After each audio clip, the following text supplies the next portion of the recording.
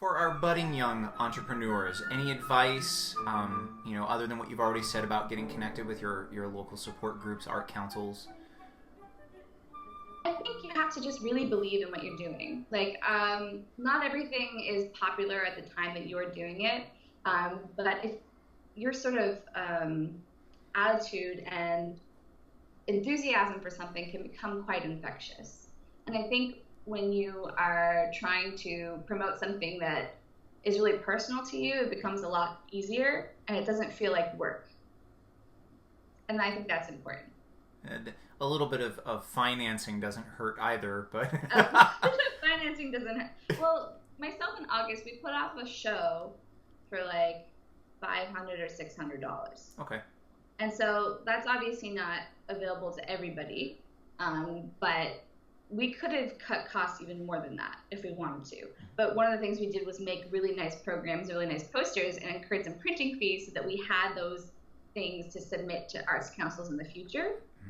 But for example, if we just wanted to sort of keep things on a smaller scale, we would have been able to do a show for about $400, and we got like $600 in tickets back. So I think funding obviously helps, but there are ways to do really tiny events with like sort of arts friendly spaces, especially ones that will rent out their space to students for a reduced fee. Always look for that reduced student fee. It's very helpful. That student fee comes up quite often in memberships and rental spaces.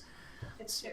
In your first production, when you were preparing to support yourself to the Art Council and prove your worth, as it were there any hidden surprises that kind of caught you off guard that our young entrepreneurs should be kind of prepared for? I mean, obviously, printing fees, that kind of stuff, it's kind of in the back of our minds as performers. We have programs and things, but any kind of anything we should watch out for that just kind of like, oh wow, I didn't think about that?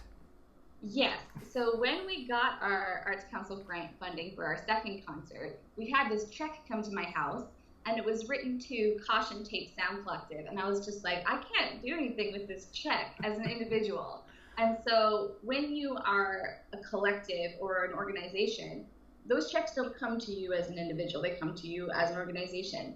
And so you have to be registered, at least in Canada, as a business and open up a bank account under the name of this collective. And you also have to pay certain fees for doing that. So if we had to do this for our first concert, for example, like we just wouldn't have had the money. It cost a couple of $100s to open up a bank account, be registered as a business. We also had to like talk to a lawyer to make sure everything was kosher with the check. And then it cost money.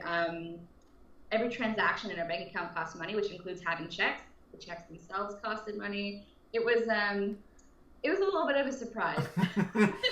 But it was a good surprise because it was attached to a check, so.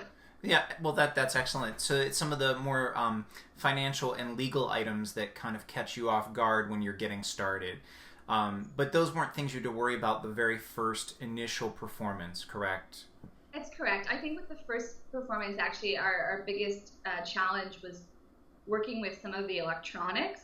For example, somebody had a Max patch, which crashed like 15 minutes before the show was supposed to start.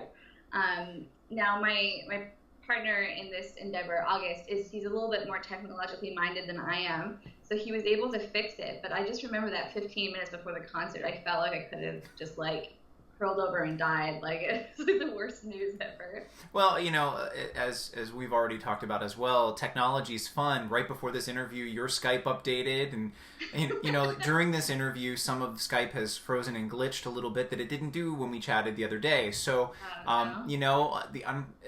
technology's great, but it's sometimes unpredictable. It's true. Like, we did a tech run that was like, it wasn't bad, and then the concert, it was sort of there was some technological challenges, and it also made the concert longer. And so for me, an ideal concert is about like an hour and a half, hour 45 minutes.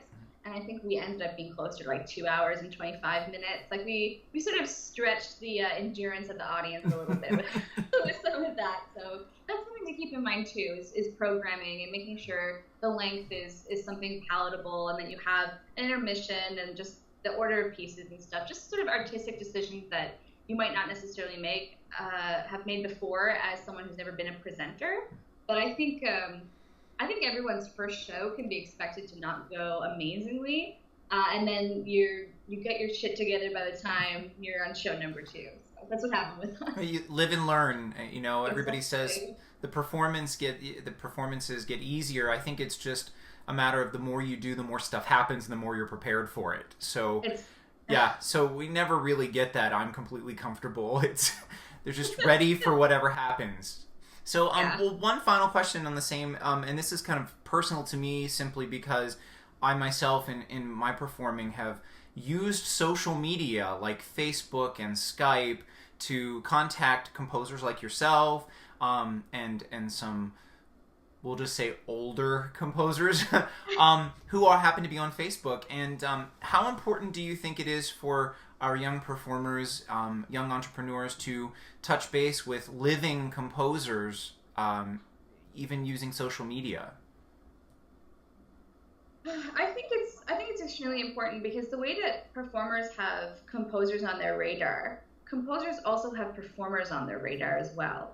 Like, there are times I want to write for specific individuals that I know are like extremely sensitive players who have an interest in contemporary music. So if somebody puts themselves on my radar and say, hey, I love pieces that include a spoken word element, and I think your music is really cool or something, I would be like, hey, that person's into it. Like, I should write something for them. And that's not even something that I would like charge anybody for. And I think there's lots of young composers who are at my level, like they're at the master's level or the doctoral level, and they will write pieces if they're really interested in them without requiring money or a whole lot of money, because they're getting something of worth back, which is a professional relationship and a recording, ideally, and a performance. Like, I think making those relationships early is super important. And as you sort of like blossom into professionals, you can do even more with that. You can record each other's works. You can work together on a concert. I think ideally you make those relationships while you're still a student and while you're young, before things sort of have to become more formalized and through granting agencies and things like that. I know performers that I met during my undergraduate degree, I still have a very good relationship with. I've written for them, they've played my pieces, and they've expanded sort of this geographical scope of where I've been performed. Like, for example, I went to school with someone on the tiny island of Newfoundland, and then he ended up doing graduate school in New York City, and then he played my piece there, and it was like, now I have a piece performed in New York City, and that's the type of thing that's really exciting for a composer, and it's exciting for a performer too. So I think even just like a hey, I like your music, people don't really forget about that type of thing when they're younger composers. And as far as older composers, it really doesn't hurt either, especially when you can maybe ask your university to invite them as a guest lecturer. It doesn't hurt for them to know, I know a student there. They talked to me on Facebook. Like, it can't hurt. I really believe it can't hurt. Networking is very important, especially with it being as easy as it is via social media. Well, Bekah, that's really all the questions that I have for you, but should one of our listeners want to get in touch with you or find out more about you and your works, can you tell us your website? Yes, it's pretty easy. It's www.bekahsims.com. I was able to nab the old name website. And they should double check the spelling of your first name. It's true. It's Bekah. Awesome. Awesome. Well, hopefully you'll receive some traffic to your website after all of this. I would love to thank you for taking time out to do this. I would like to thank the board of directors for the Flute and New Music Consortium for asking me to do this. I know personally that we will be keeping in touch in the future because we're both so introverted. But it's been fun chatting with you, and we'll definitely be in touch. And I wish you the best of luck. Thank you, Keith, and thank you to the Flute New Music Consortium. All right, thanks, Bekah. Have a wonderful day. Cheers. Bye-bye.